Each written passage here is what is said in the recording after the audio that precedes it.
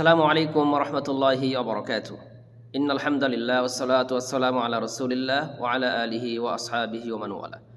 সুপ্রিয় দর্শক শ্রোতা ভাইয়া বন্ধুগণ, আজকে যে বিষয়টি আপনাদের সঙ্গে শেয়ার করতে যাচ্ছি, বাংলাদেশে সবথেকে এখন খুবই ফেমাস একটা বিষয়, যেটা হচ্ছে ঐক্য।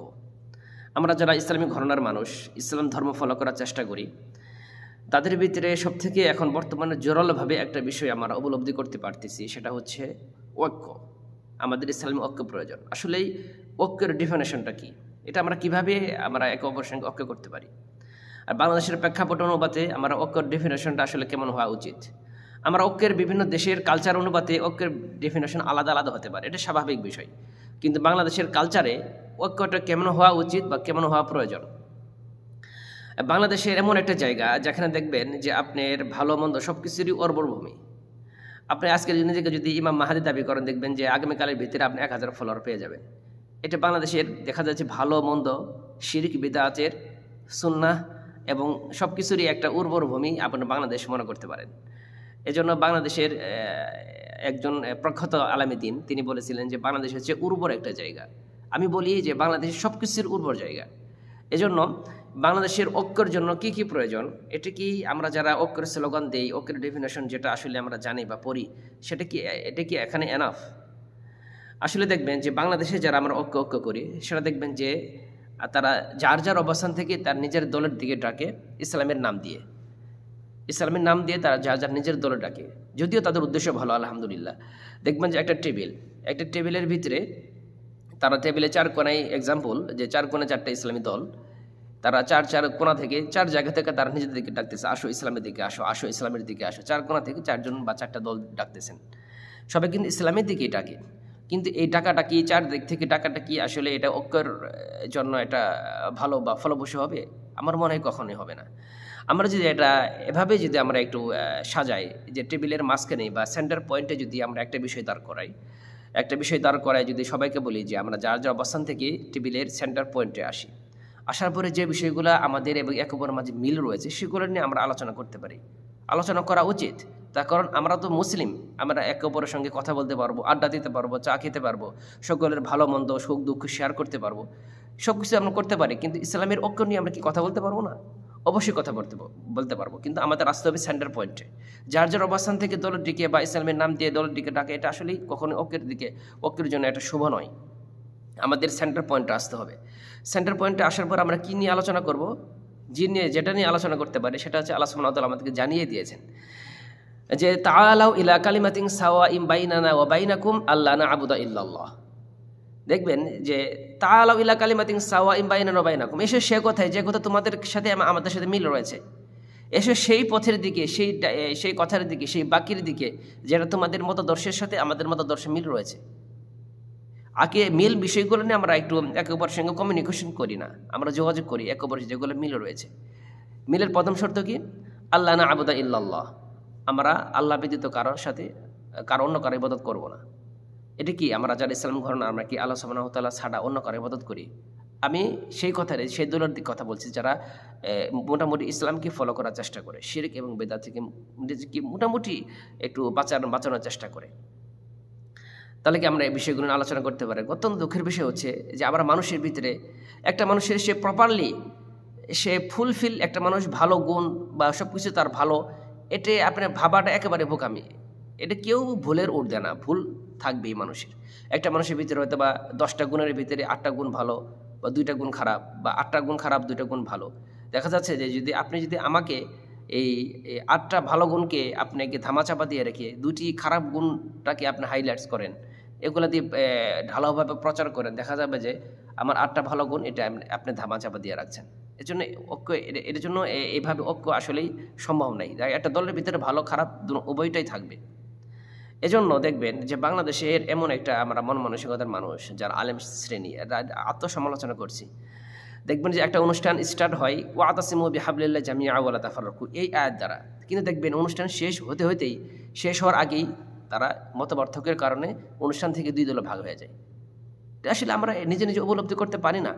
আর যারা বলে যে ঐক্যের জন্য তাওহীদ এবং আকীদার প্রয়োজন, এটা অবশ্যই তাওহীদ শিরিক এবং বেদাত থেকে মুক্ত থাকতে হবে, তাওহীদ এবং আকীদার সাথে মিল থাকতে হবে। এটা অবশ্যই প্রয়োজন, খুবই ইম্পর্টেন্ট একটা বিষয়, এবং আমি মনে করি এটার উপর ডিপেন্ড করেই ঐক্য হওয়া প্রয়োজন। কিন্তু যারা বাংলাদেশে যারা শিরিক এবং বেদাত মুক্ত জীবনযাপন করার চেষ্টা করে, যারা সালাফি ঘরানার, আমার মনে হয় যে তারা যদি এই ডেফিনেশনকেই তারা যদি মুখ্য বিষয় মনে করে, তাহলে তাদের ভিতরে এত ডিভাইডেড কেন? আমি এই বিষয় নিয়ে একটা যদি সময় কথা বলবো যে সালাফিদের ভিতরে ডিভাইডেড হওয়ার কারণগুলো কী কী, সেই কারণগুলো উল্লেখ করার চেষ্টা করব। যারা দেওবন্দের আকীদা বিশ্বাস করে, তাদের ভিতরে অনেকগুলো দল রয়েছে, তারা একই আকীদার মানুষ, তাদের ভিতরে এদের মত পার্থক্য কেন? একে অপরকে কাফের ফতোয়া দিয়ে বসে থাকে, একে অপরকে জাহিল মূর্খ বলে তারা বসে থাকে ছোট্ট আদনা বিষয়গুলো নিয়ে। এটা কেন? তারা সবাই তো দেওবন্দের আকীদার ঘরানার মানুষ, তাহলে তাদের ভিতরে ঐক্য হচ্ছে না কেন? আসলে ঐক্যের জন্য যে বিষয়টি খুব থেকে বেশি প্রয়োজন, সেটা হচ্ছে ব্রড মাইন্ডের হওয়া। আমাদের বৃহত্ত ইসলামের ঐক্য স্বার্থে আমাদের যে বিষয়গুলো করা প্রয়োজন সেগুলো আমরা প্রপারলি করি না। আমাদের আসলে কি প্রয়োজন? ব্রড মাইন্ডের হন। দেখবেন যে আলহামদুলিল্লাহ আমি বেসিক্যালি বিভিন্ন ঘরানার মানুষের সঙ্গে চলাফেরার কারণে, বিভিন্ন মানহাজের প্রতিষ্ঠানগুলোর সাথে বা প্রতিষ্ঠানে লেখাপড়া করার কারণে আমার ছোট্ট একটি অবজারভেশন, যেটা আমি এটি শেয়ার করতে চাচ্ছি, আমার অবজারভেশন একটা ভুল হতে পারে।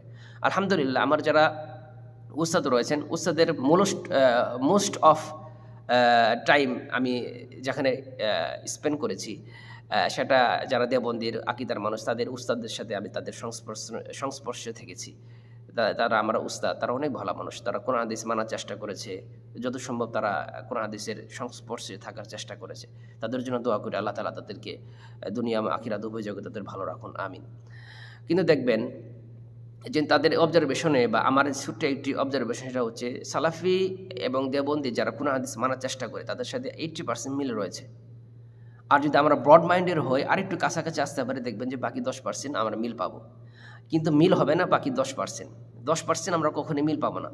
কিন্তু বাকি যে 90% আমরা মিল পাচ্ছি বা 80% আমরা মিল পাচ্ছি, সেই 80%কে নিয়ে আমরা কি কখনো একে অপরের সঙ্গে আমরা কমিউনিকেশন করেছি, কখনো আলোচনা করেছি, কোনো গবেষণা করেছি?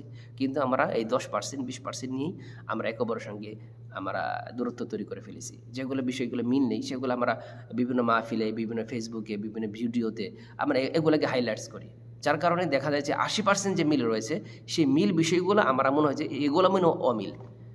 আসলে বিষয়গুলো এটা আমাদের ভবিষ্যতের জন্য কতটুকু ফলপ্রসূ হবে সেটা আমি জানি না। আমার ছোট্ট একটি অবজারভেশনে আমার মনে হয় আমরা যদি ব্রড মাইন্ডের হই, একে অপরের সঙ্গে যদি যেগুলো মিল রয়েছে সেগুলো নিয়ে কথা বলি, আমরা যদি আয়াতের দিকে আমি একটু লক্ষ্য করি যে তাআলাউ ইলা কালিমাতিন সাওয়াইন বাইনানা ওয়া বাইনাকুম আল্লা না'বুদা ইল্লাল্লাহ ইলা আখিরিল আয়া। এই আয়াতের যদি আমরা একটু প্রপারলি যদি আমরা একটু ইউজ করি বা প্রপারলি যদি আমরা একটু গবেষণা করি, দেখবেন যে মোটামুটি আমরা একে অপরের সাথে অনেকটাই কাছাকাছি আসতে পারবো। তাই আসুন না বৃহত্ত ঐক্যের স্বার্থে, বৃহত্ত ইসলামের বিজয়ের স্বার্থে আমরা একে অপরের কাছাকাছি আসি এবং বাংলাদেশে একটা ইসলামী রাষ্ট্র কায়েম হোক, ইসলামী শক্তি দৃঢ় হোক, এটা আমরা সকলেই চাই। ঐক্যের খুবই প্রয়োজন, খুবই প্রয়োজন। দেখবেন ফর এক্সাম্পল একটা ইটের আলাদা শক্তি রয়েছে, কিন্তু এই অনেকগুলা ইট দিয়ে যদি একটা দালান তৈরি করেন, একটা প্রাচীর নির্মাণ করেন, দেখবেন সেই প্রাচীর অনেক বড় শক্তিশালী একটা প্রাচীর হয়ে যাবে। আপনাকে কেউ এই প্রাচীর ভেঙে আপনাকে আঘাত করতে পারবে না। একটা ফুলের আলাদা সুঘ্রাণ রয়েছে, কিন্তু অনেকগুলা ফুল একত্র হয়, ফুলে একটা তোড়া হয়ে যায়, তখন ফুলের দাম আরও বেড়ে যায়। তাই আসুন না, একটা হাতের আলাদা শক্তি রয়েছে, অনেকগুলো হাত যখন একত্রে মুষ্টিবদ্ধ করে আমরা একত্র করি, তখন দেখবেন যে মহাশক্তিতে পরিণত হবে। ইসলামের যার আলাদা দলের আলাদা শক্তি রয়েছে, কিন্তু অনেকগুলো দল যখন একত্র হয় তখন মহাশক্তিতে পরিণত হয়। আল্লাহ সুবহানাহু ওয়া তাআলার কাছে দোয়া করছি, আল্লাহ তাআলা আমাদেরকে এই ঐক্য ধরে রেখে ঐক্যের দিকে আর অগ্রসর হয়ে ইসলামের বৃহত্তর ইসলামের ঐক্য তৈরি করে আমাদেরকে ইসলামের জয়গান আল্লাহ সুবহানাহু ওয়া তাআলা আমাদেরকে সেই তৌফিক বা সেই অ্যানালাইসিস করে ইসলামের জয়ধ্বনি আমাদেরকে শোনার তৌফিক দান করেন, আমিন। আসসালামু আলাইকুম ওয়া রাহমাতুল্লাহি ওয়া বারাকাতুহু।